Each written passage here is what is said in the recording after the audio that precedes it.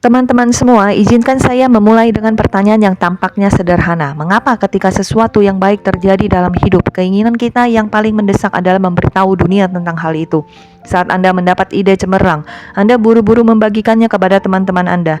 Saat Anda memulai proyek baru, Anda tidak sabar untuk memposting beritanya. Anda sama termotivasinya seperti sedang mengadakan konferensi pers. Sebarkan beritanya, bukankah ini layak untuk direnungkan? Perjalanan sebenarnya belum dimulai, namun kita sudah berada di garis start, merindukan tepuk tangan orang lain. Saya belajar dari pengalaman pahit bahwa tidak semua hal penting dalam hidup cocok untuk diungkapkan kepada publik. Kita hidup di zaman yang aneh, di mana orang-orang mengunci pintu, membuat kata sandi yang rumit, dan bahkan menggunakan pengenalan wajah untuk melindungi ponsel mereka. Namun ia kerap membeberkan kehidupan pribadinya kepada publik tanpa syarat, kepada semua orang yang bersedia melakukan sesuatu dan bersedia mendengarkan. Berbagi kata sandi pribadi di dunia sekarang ini, privasi sepertinya sudah menjadi konsep yang ketinggalan zaman. Keheningan sepertinya tidak pada tempatnya. Berbagi secara berlebihan telah menjadi norma umum. Namun jika Anda mengamati dengan cermat mereka yang benar-benar telah mencapai prestasi luar biasa, Anda akan menemukan pola yang sama. Mereka sering bekerja dalam diam. Ini bukan peregangan. Hari ini saya ingin membahas hal yang sangat pribadi yang tidak boleh Anda ceritakan atau ungkapkan dengan mudah kepada orang lain. Ini bukan karena sifat manusia itu jahat, tapi karena tidak semua orang perlu memahami dunia batin Anda. Pertama-tama, mari kita bahas poin pertama. Ini juga merupakan kesalahan yang dilakukan hampir semua orang secara tidak sadar. Rencana masa depan Anda adalah pengetahuan terpenting yang harus Anda simpan di hati. Saya mengenal seorang siswa yang ambisius, cerdas, dan energik, yang suatu hari memutuskan untuk mempelajari keterampilan bergaji tinggi. Mimpinya adalah dia memiliki impian besar dan sangat bersemangat sehingga dia memberitahu teman sepupu, teman sekelas, dan bahkan orang asing di internet tentang rencana ini. Semua orang memujinya. Namun karena dia mengira akan berhasil, hanya 3 minggu kemudian semuanya hilang. Motivasinya hilang, disiplin diri hilang, dan rencana besar mati secara diam-diam. Sekarang mari kita bandingkan dengan tokoh-tokoh yang kita kagumi sebagai tokoh-tokoh awal. Ketika awal Elon Musk mendirikan perusahaannya, kebanyakan orang tidak tahu apa yang dia lakukan setiap hari. Tapi ketika hasilnya akhirnya terungkap ke dunia, hal itu membawa kejutan besar bagi seluruh dunia. Ketika Mark Zuckerberg membuat Facebook di kamar asramanya, dia tidak memposting postingan inspiratif apapun, tetapi fokus pada penulisan baris kode. Ketika Warren Buffett muda memulai karir investasinya, dia tidak pernah dengan lantang menyatakan bahwa saya akan menjadi investor terkaya sepanjang masa. Sebaliknya, dia diam-diam belajar, membaca, dan berinvestasi selama bertahun-tahun. Penelitian psikologis bahkan menunjukkan bahwa ketika Anda mengumumkan tujuan Anda kepada orang lain, otak Anda akan merasakan rasa puas, seolah-olah tujuan tersebut sudah setengah tercapai. Pujian semacam ini atas upaya yang tidak dilakukan dapat menghambat inisiatif nyata. Rencana Anda sendiri bisa jadi rapuh. Setelah Anda membagikannya secara publik, itu akan menarik 3 tipe orang.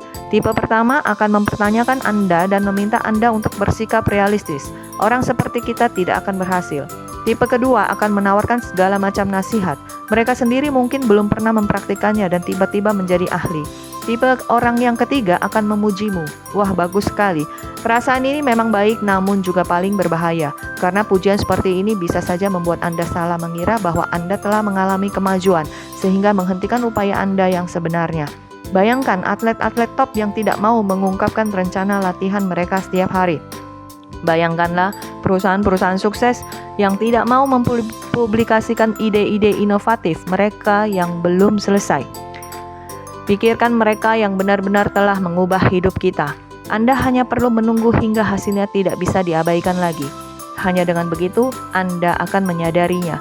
Rencanamu seperti benih. Jika Anda selalu menggalinya dan menunjukkannya kepada semua orang, ia tidak akan pernah benar-benar berakar dan tumbuh.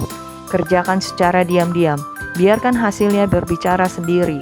Hanya 2 tipe orang yang benar-benar layak mengungkapkan rencana Anda adalah mereka yang telah mendefinisikannya, mereka yang telah mencapai tujuan Anda, atau mereka yang telah berjalan bersamamu alih-alih berdiri di pinggir dan mengawasi. Selebihnya biarkan mereka menonton trailernya setelah filmnya selesai. Inilah yang tidak boleh Anda bagikan. Hal pertama, rencanakan masa depan. Karena dunia tidak menghargai pernyataan kosong. Dunia hanya menghargai tindakan nyata, dan itu hanya nomor 1. Selanjutnya, izinkan saya memberitahu Anda hal kedua yang tidak boleh Anda bagikan, kelemahan. Hal ini sepertinya bertentangan dengan kebijaksanaan populer yang sama. Anda diberitahu di mana-mana bahwa Anda harus menjadi lemah, berbagi perjuangan Anda, menceritakan kepedihan Anda kepada semua orang. Saya mengenal seorang pria yang buruk dalam mengelola uang, tetapi dia selalu bercanda tentang hal itu setiap kali dia bertemu teman-temannya. Aku hanya seorang pecundang, saya tidak bisa menghemat 1 sen pun, tapi aku pecundang. Semua orang tertawa, namun seiring berjalannya waktu, coba tebak apa yang terjadi. Tidak ada yang berubah. Mengapa? Karena dia telah mengubah kelemahannya menjadi sebuah identitas. Ketika Anda terus-menerus mengungkapkan kelemahan Anda kepada orang lain, otak Anda secara bertahap mengenalinya sebagai keadaan permanen. Lihatlah cara dunia bekerja ketika sebuah perusahaan menemukan kelemahan keamanan. Apakah mereka mengumumkannya kepada publik dan kemudian memperbaikinya? Tunjukkan kepada orang-orang di mana tepatnya kita lemah dan kapan kehidupan menghantam kita dengan keras. Namun mereka sangat terkejut. Orang-orang sukses mengetahui hal ini dengan baik. Michael Jordan tidak pernah mengungkapkan kepada dunia akar penyebab gangguan mentalnya sebelum pertandingan. Dia meninggalkan tubuhnya yang rapuh. Kelemahan ada jauh di lubuk hati. Apa yang diperlihatkan di depan umum adalah kekuatan yang tak tertandingi. Cristiano Ronaldo tidak akan menyebutkan satu persatu kekurangannya dalam wawancara. Dia hanya akan mengasah dirinya secara diam-diam. Biarkan performanya di lapangan berbicara sendiri.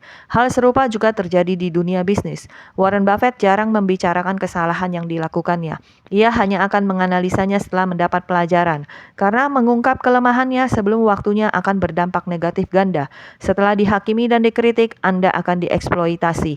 Beberapa orang mungkin tidak mengkritik Anda secara terbuka, namun mereka akan mengingatnya dan menunggu kesempatan untuk memanfaatkannya. Orang lain akan menurunkan ekspektasinya terhadap Anda. Ketika Anda mengakui bahwa saya tidak pandai dalam hal ini, mereka tidak akan lagi percaya bahwa Anda bisa berkembang. Dan yang paling berbahaya adalah Anda sendiri akan mulai mempercayainya. Saya tidak menganjurkan menyembunyikan semuanya sepenuhnya, tetapi memilih dengan bijak. Anda dapat berbicara tentang kelemahan Anda kepada mentor Anda, berbicara dengan pelatih Anda, berbicara dengan konselor Anda, berbicara dengan pelatih Anda, atau berbicara dengan mereka yang benar-benar peduli dengan pertumbuhan Anda. Tetapi ceritakan kepada semua orang tentang ketakutan Anda, kebiasaan buruk Anda, keraguan diri Anda. Ini bukan berarti jujur, tetapi melepaskan pengaruh Anda. Saya mengenal seorang siswa yang selalu mengatakan bahwa saya tidak percaya diri. Sekali label terpasang, sulit untuk melepaskannya. Faktanya, dunia akan mengingat pengakuan Anda.